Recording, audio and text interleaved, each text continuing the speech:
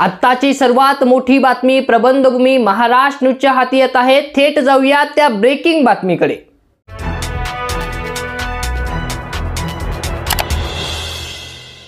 आत्ताची सर्वात मोठी बातमी प्रबंधभूमी महाराष्ट्र न्यूजच्या माध्यमातून आपण बघत आहात। खामखेडा गिरणा नदी पात्रात मेंढ्यांना पाणी पाजण्यासाठी आलेला मेंढपाळ युवक पाण्यात बुडाल्याची मोठी बातमी आता प्रबंधभूमी महाराष्ट्र न्यूजच्या हाती लागत आहे।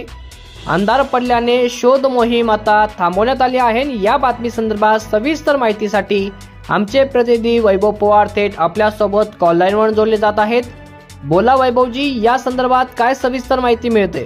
नमस्ते सर, देवळा तालुक्यातील खामखेडा येथे आज दुपारी 4 वाजेच्या दरम्यान दुर्दैवी अशी घटना घडलेली आहे।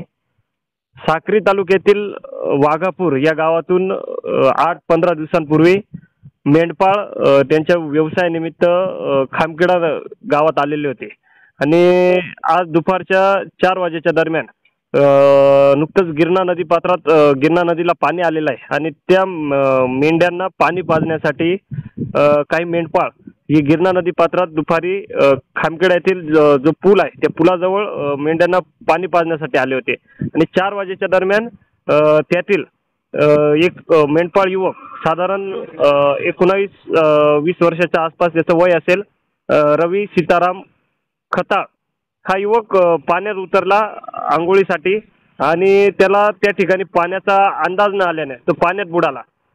त्याच्याबरोबर असणाऱ्यांनी इतरांना पोहता येत नसल्याने त्यांनी प्रयत्न केला, मात्र पोहता येत नसल्याने तो युवक बुडाला। तात्काळ गावकऱ्यांनी त्या ठिकाणी नदीपात्रात ज्यांना पट्टीचे जे पोहणारे होते त्यांनी त्या ठिकाणी शोध मोहीम घेतली।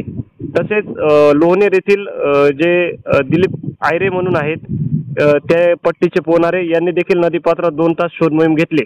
या दरम्यान देवळा तहसीलदार मिलिंद कुलकर्णी, मंडळाधिकारी मनोहर गांगुर्डे तसेच देवळा पोलीस ठाण्याचे पोलीस निरीक्षक ज्ञानेश्वर जाधव व इतर कर्मचारी यांनी देखील घटनास्थळी तात्काळ धाव घेतली आणि जे पोहणारे होते त्यांच्या मदतीने जो युवक बुडाला आहे त्याचा शोध घेण्याचा प्रयत्न केला। मात्र 7 वाजेच्या दरम्यान अंधार पडल्याने शोध मोहीम तुर्तास तरी थांबवण्यात आलेली आहे। उद्या सकाळी पुन्हा त्या युवकाचा शोध घेण्याचा पाण्यात प्रयत्न केला जाणार आहे। उद्या सकाळी पुन्हा सिन्नर असेल, सिन्नरचे स्कुबा ड्रायव्हिंग प्रशासनाशी त्यांचा संपर्क झालेला आहे। तसेच सायखेडा किंवा मालेगाव येथील पथक या ठिकाणी येणार आहे आणि पुन्हा ते गिरणा नदी पात्रात सकाळी उतरून त्याचा शोध घेतला जाणार आहे। परंतु ही अतिशय दुर्दैवी अशी घटना म्हणावी लागेल। एका दुसऱ्या गावात वरून आलेला हा आपल्या मेंढपाळ व्यवसायानिमित्त हा मेंढपाळ या ठिकाणी आलेला होता आणि दुपारच्या सुमारास मेंढ्यांना पाणी पाजण्यासाठी आला असता त्याच्यावर काळाने